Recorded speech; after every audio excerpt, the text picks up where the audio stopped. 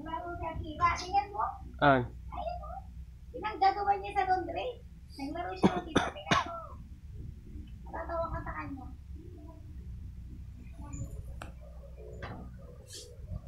Oh.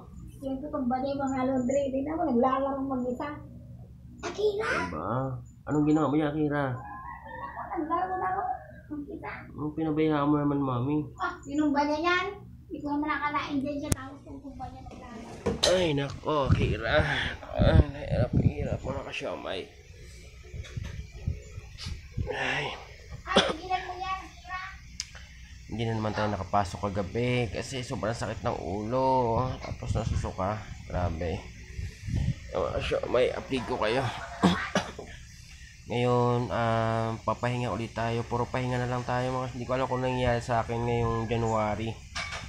Kasi, tapos ng trangkaso, ubos sipon, kagabi naman, hindi tayo nakapasok.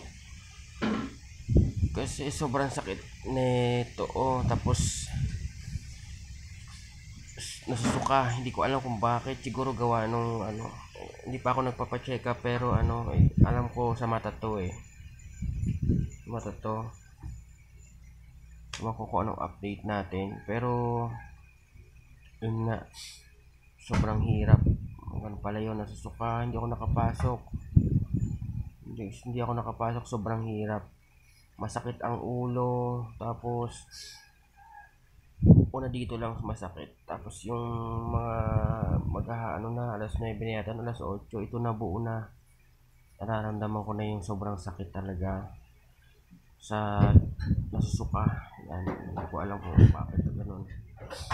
First time nangyari sa akin. Hindi ko alam gagawin ko mga kasyomay, pero first time kasi. Siguro pahinga lang to. Ayan, nagpahinga lang tayo para para makarecover. Pagpasok ng 2004, ang dami kong absent. Naka-absent na ako. Pagtapos ng pahinga, absent ulit kasi nga hindi kaya, sobrang hirap.